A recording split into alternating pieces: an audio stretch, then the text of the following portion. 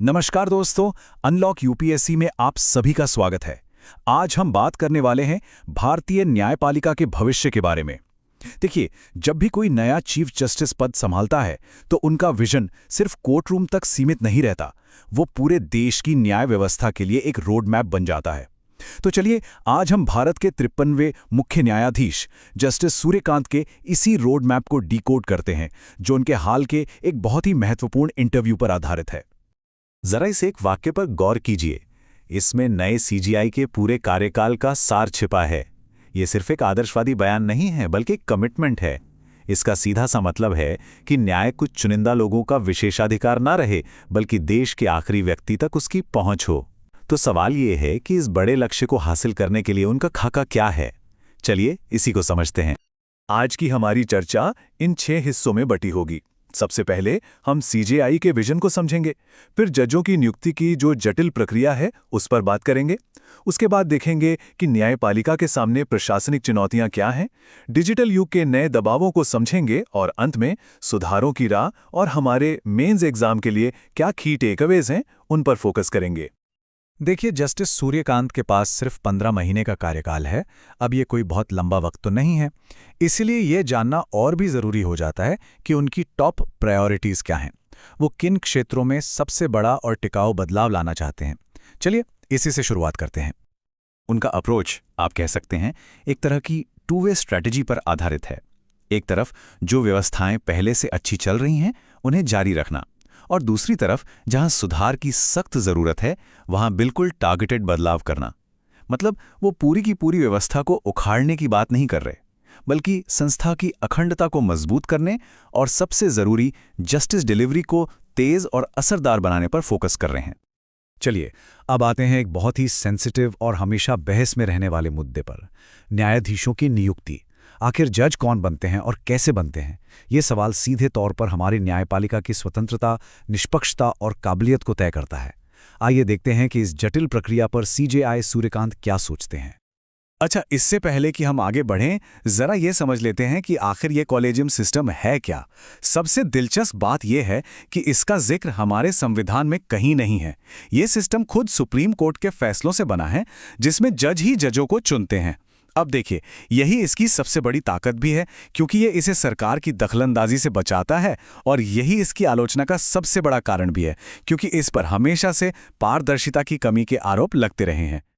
CJI Suryakant के अनुसार किसी भी जज की नियुक्ति का आधार ये 4 स्तंभ होने चाहिए। पहला, योग्यता, यानी कानून की गहरी समझ।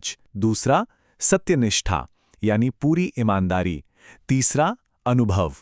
और चौथा, जो शायद सबसे जरूरी है, न्यायिक स्वभाव, यानी किसी भी दबाव में शांत, निष्पक्ष और संतुलित रहने की क्षमता। ये सिर्फ भारी भरकम शब्द नहीं है, बल्कि एक अच्छे जज के लिए नॉन नेगोशिएबल गुण है। यहाँ पर सीजेआई एक बहुत ही नाजुक संतुलन साधने की बात करते हैं।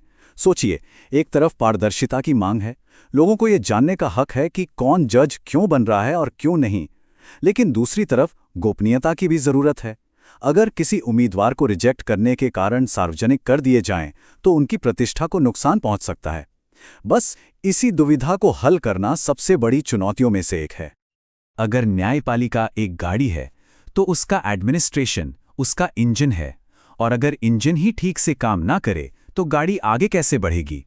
तो अब हम इसी इंजन रूम की समस्याओं पर नजर डालेंगे, जैसे कि करोड़ों लंबित मामले और मास्टर ऑफ द रोस्टर का मुद्दा, जिन्हें सीजेआई ठीक करना चाहते हैं।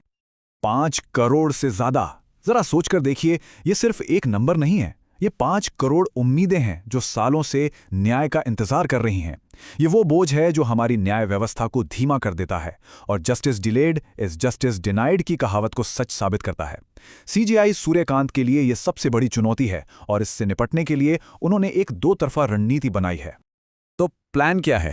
पहला, कोर्ट के अंदर के सिस्टम को टेक्नोलॉजी की मदद से और कुशल बनाना, और दूसरा, जो शायद ज्यादा जरूरी है, वो है मध्यस्थता, यानी मीडिएशन को बढ़ावा देना। मतलब हर झगड़ा कोर्ट तक पहुंचे ही क्यों? आपसी सुलह से भी तो मामले सुलझ सकते हैं। इससे ना सिर्फ कोर्ट का बोझ कम होगा, बल्कि लोगों को सस्ता और जल्दी न्याय भी मिलेगा। लेकिन हाँ, इसके सामने भी चुनौतियां हैं, जैसे प्रशिक्षित मध्यस्थों की कमी और जरूरी इंफ्रास्ट्रक्चर का अभाव। अच्छा, अब आते हैं एक और बहुत चर्चित टर्म पर, मास्टर ऑफ द रोस्टर। ये वो शक्ति है जो सीजेआई को ये तय करने का अधिकार देती है कि कौन सा केस कौन सा जज सुनेगा। ये शक्ति बहुत बड़ी है और इसीलिए इस पर मनमाने ढंग से काम करने के आरोप भी लगते रहे हैं। लेकिन सीजेआई सूर्यकांत साफ करते हैं कि ये एक प्रशासनिक जिम्मेदारी है जिसे वो बाकी जजों से सलाह मशवरा करके निभाते हैं, ना कि एक तरफा अधिकार के तौर पर इस्तेमाल करते हैं। अब चलते हैं आज के दौर के सबसे बड़े बैटलफील्ड पर, यानी डिजिटल दुनिया। सोशल मीडिया पर लगने वाली अदालतें, वायरल क्लिप्स का दबाव और बाहरी प्रभाव, इन सब के बीच न्यायिक स्वतंत्रता को कैसे बचाया जाए, ये आज के समय की सबसे बड़ी पहेलियों में से एक है। तो सोशल मीडिया पर सीजेआई का स्टैंड एकदम क्लियर है। वो कहते हैं कि सोशल मीडिया पर लगाम कसना एक खतरनाक रास्ता हो सकता है। क्यों? क्योंकि यह सीधे सीधे हमारे संविधान के आर्टिकल 19 के तहत मिले अभिव्यक्ति की स्वतंत्रता के अधिकार पर हमला होगा। उनका मानना है कि इसका समाधान नियंत्रण में नहीं बल्कि कहीं और खोजना होगा। लेकिन वो एक बहुत बड़े खतरे की तरफ भी इशारा करते हैं। वो है सोशल मीडिया की संदर्भ यानी कॉन्टेक्स्ट को छीन लेने की आदत। सोचिए, कोर्ट में कोई बहस चल रही है। जज ने वकील से कोई सख्त सवाल पूछ लिया। अब किसी ने उसका 10 सेकंड का क्लिप काटकर वायरल कर दिया। बिना पूरे संदर्भ के वो क्लिप पक्षपात या कठोरता का आभास दे सकती है, जबकि असल में वो न्यायिक प्रक्रिया का एक हिस्सा थी। तो इन सब बाहरी दबावों के तूफान के बीच एक चीज है जो एक चट्टान की तरह खड़ी रहनी चाहिए, और वो है न्यायिक स्वतंत्रता। सीजेआई ये साफ करते हैं कि ये आज़ादी सिर्फ सरकार से नहीं बल्कि मीडिया, शक्तिशाली लॉबी और यहां तक कि जनता की राय के दबाव से भी होनी चाहिए। एक जज की एकमात्र जवाबदेही संविधान के प्रति है और किसी के प्रति नहीं। यही हमारे लोकतंत्र का आधार है।